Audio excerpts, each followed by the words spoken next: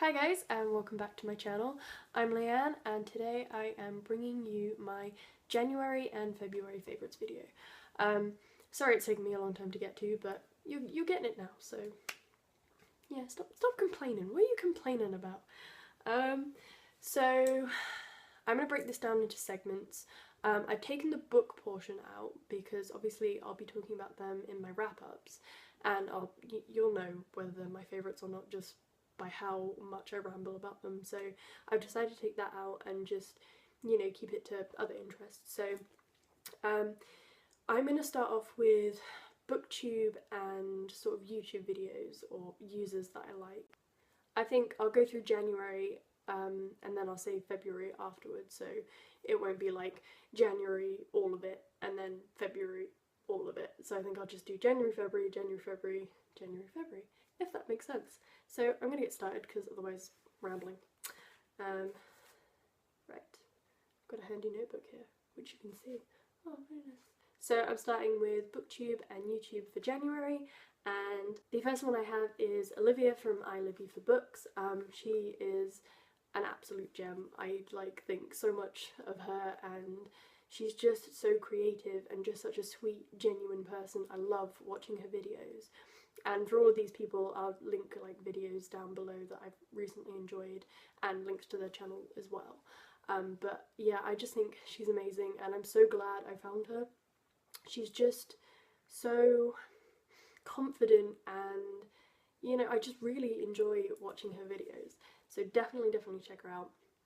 The second person I've got is Ben from Reading Rejects. He recently started up again because he's been really busy with schoolwork, and I think he took a trip to Ireland recently, so that's sort of been, you know, he's sort of getting back in like I am, and he's doing really well, unlike me. But yeah, no, I just love, he talks mostly about fantasy books and things like that, and I just love watching him talk about things, and he just comes across really well, and I like interacting with him in the comments as well. And I just think he's a really good booktuber, and I think everybody should watch him too, obviously.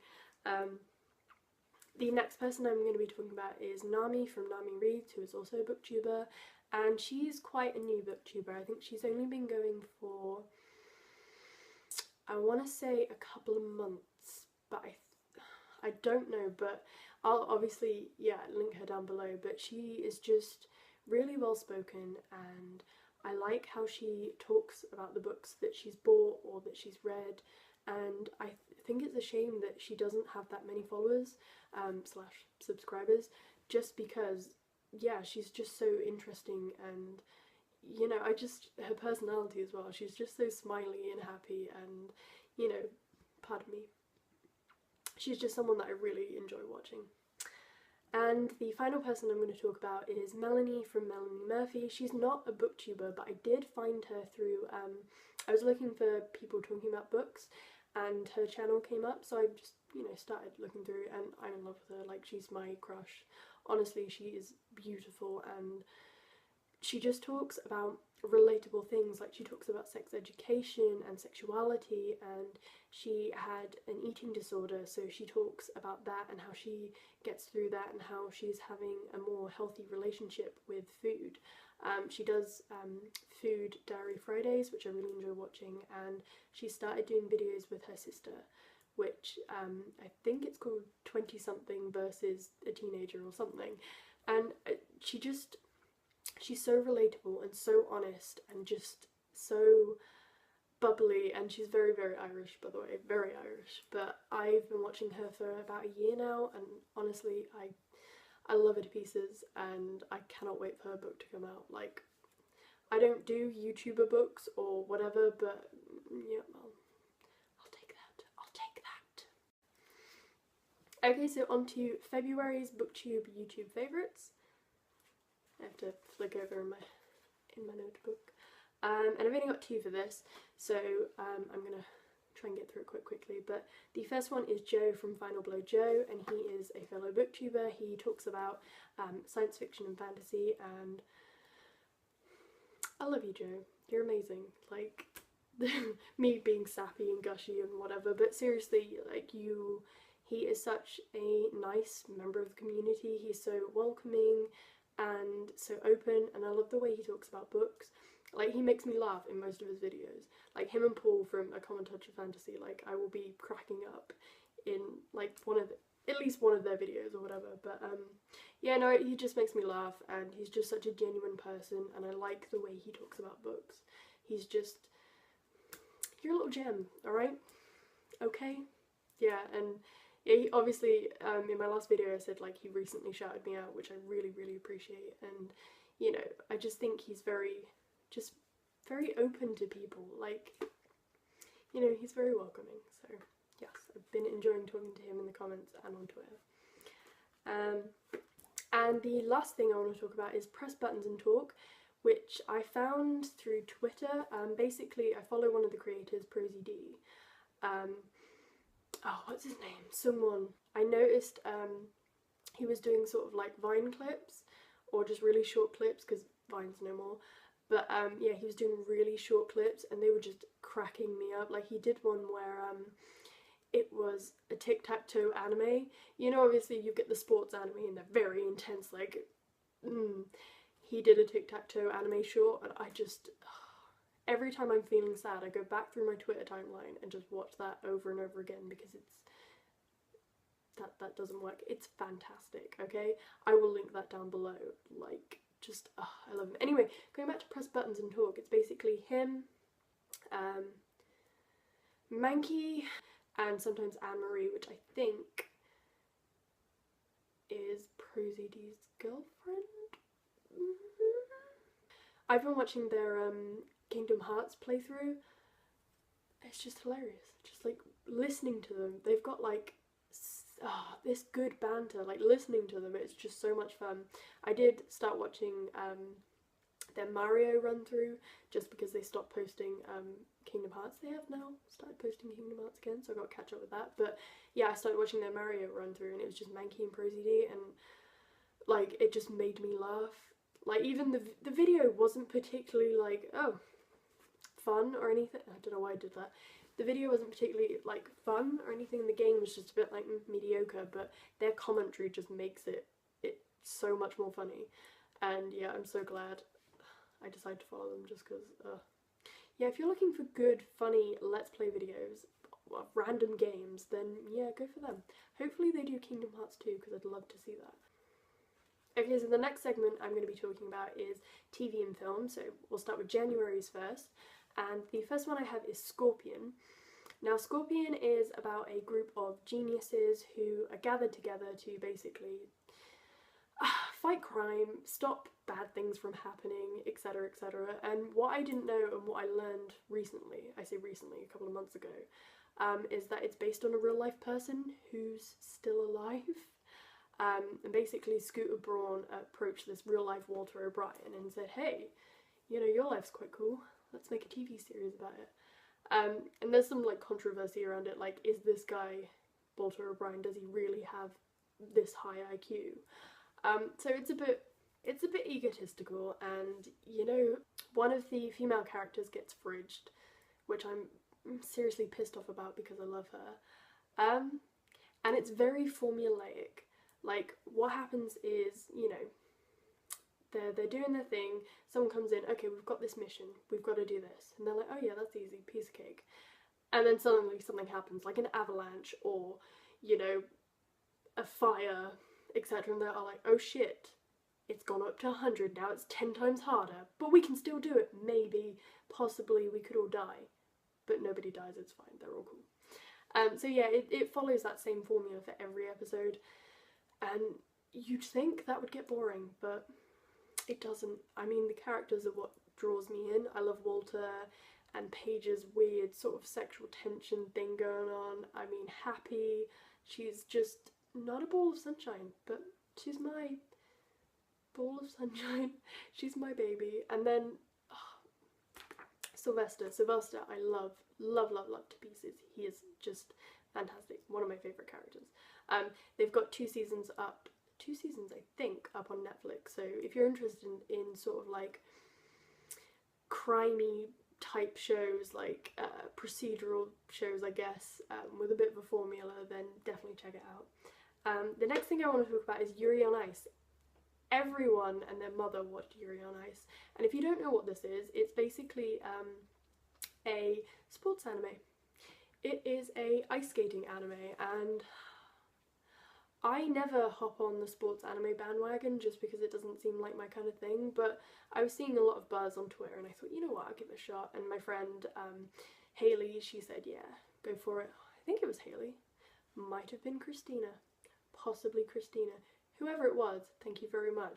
Basically, it's about this Japanese ice skater called Yuri Katsuki, and he is really bad. Like, you know, he failed his last sort of finals and didn't qualify or anything or whatever, and then he's just trying to get back, just trying to get his edge back, just trying to, you know, be a good ice skater again, I guess. And he gets sort of, oh, who is it? Victor Nikifor. I can't pronounce it. Nikiforev. There we go. Victor Nikiforev. I tried again too fast. Victor Nikiforev, who's a Russian ice skater and who's very, very good. He decides to coach Yuri, and it's basically about them and their relationship, and they are so beautiful.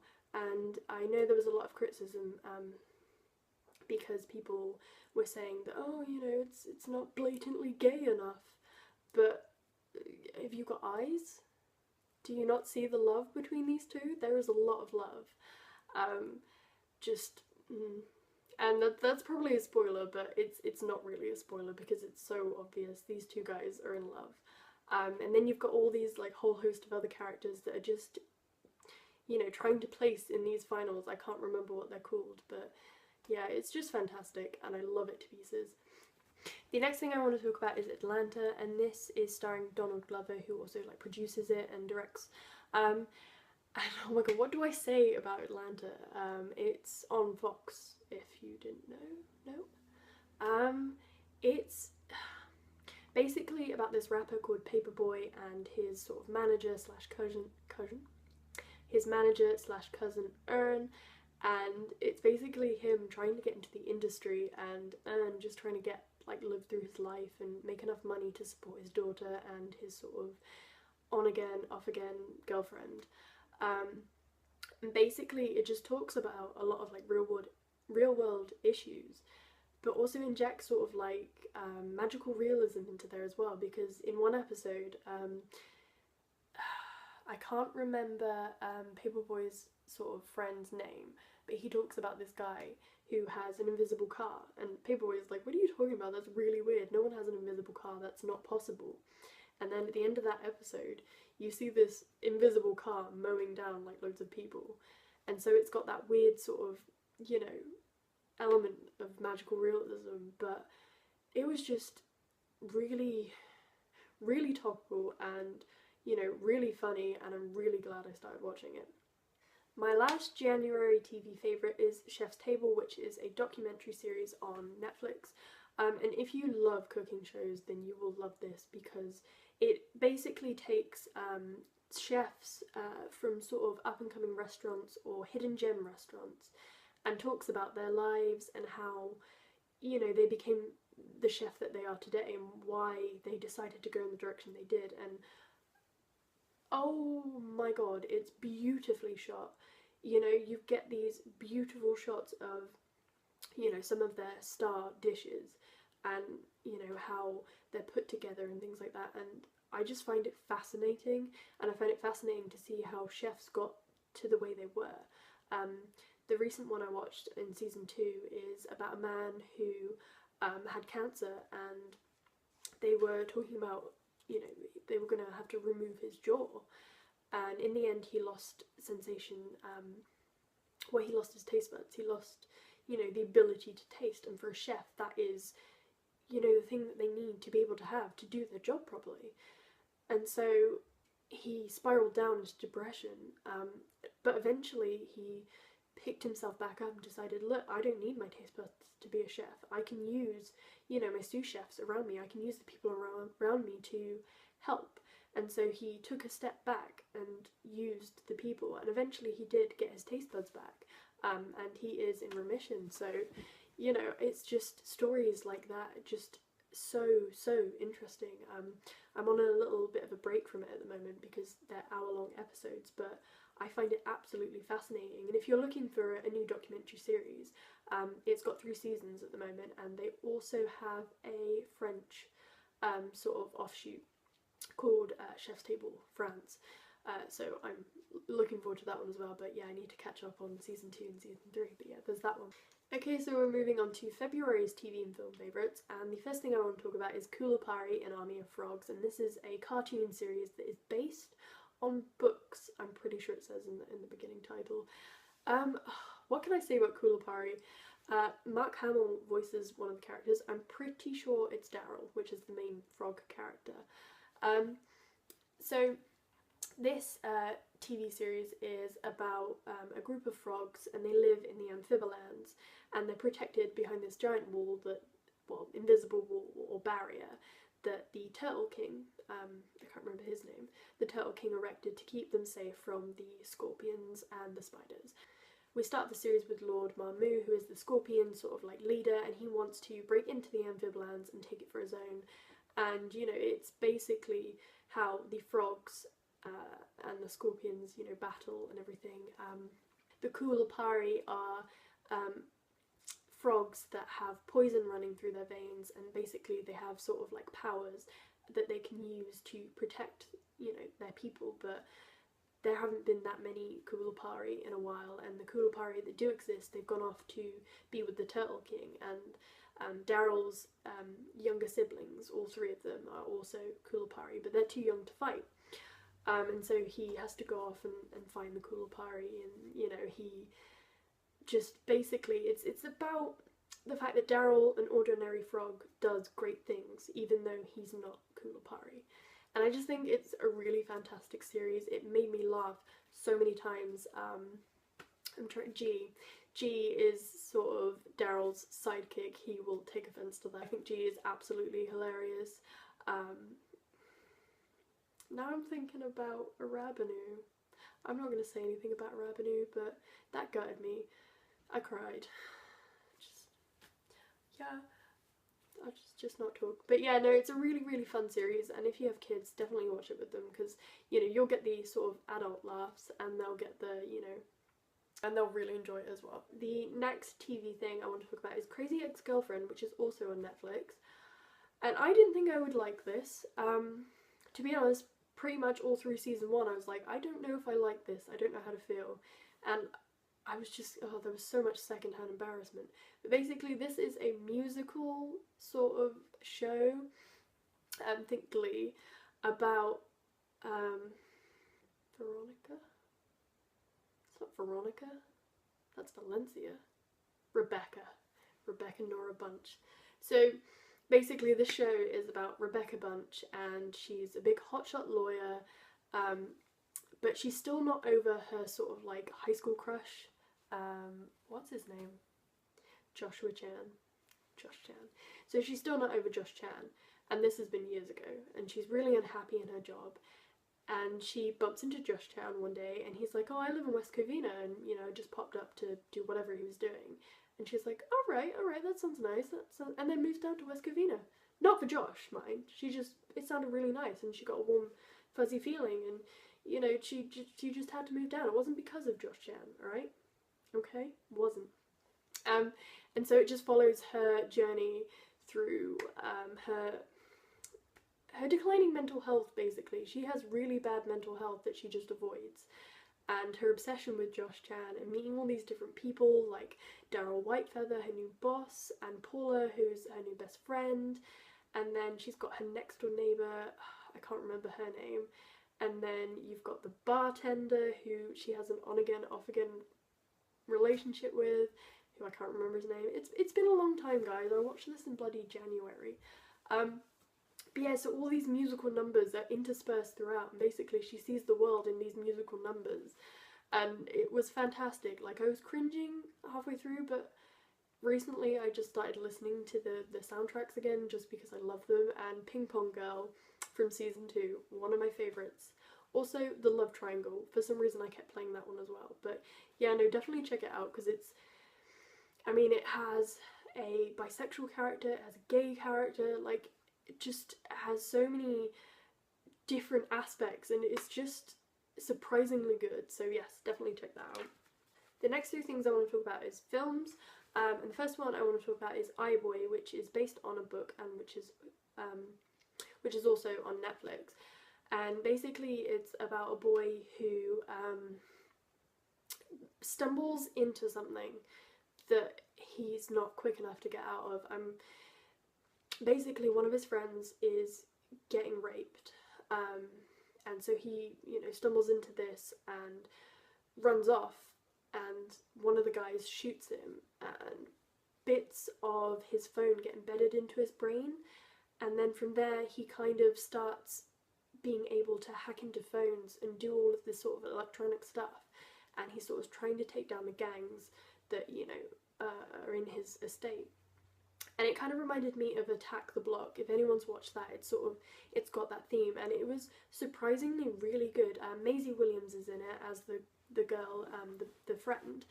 And there's a scene in which after she's been raped and, you know, she's stayed in, she finally decides to go out, and she's walking down this alley, and you're sort of head on, so you can see her face, and you can see that there are two boys behind her, and just the way her face changes when she knows that there's someone there, and the way her body language changes, I thought that was, you know, it was a really good scene. And, you know, the rape scene isn't graphic, which I was thankful for, because I don't, you know, it's not necessary, but, you know, the way that she deals with it in the aftermath I think is handled really well, and it isn't shoved aside for the main plot, you know, the oh, we've got to stop the bad guys.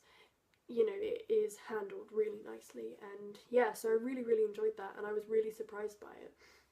And I think if you like, you know, British films like sort of Attack the Block and things like that with a bit of a sci-fi element as well, you will definitely enjoy this. And the last film thing I want to talk about for February is iRobot, which is another Will Smith film. I love Will Smith, and iRobot is one of my favourite films of all time. And this is a rewatch for me.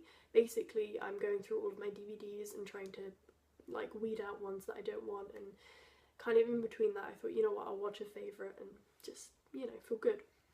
But basically it's about Will Smith's character who has a deep mistrust of anything to do with AI, and he gets brought into this investigation that centres on this professor who did a lot with the AI, and he has to solve this supposed murder or suicide. Well, no, it's a supposed suicide, but it's actually a murder, and he has to figure out what's gone wrong, and, you know, and he's very mistrustful of all the AI, and he thinks, yep, they've done it, etc, etc, and so, yeah, it goes from there. But basically, Will Smith is fantastic, and one of my favourite films, and it was just really nice to rewatch it. Yeah. Okay, so before I continue, I'm gonna stop it here and probably, like, make this a part 1 and then start a part 2, just because I've looked back at the footage and it's about 20 minutes long at the moment. So basically, yeah, I'll stop here and then I'll continue. So hopefully you will see part 2 very, very shortly. So yes, stick around for that one.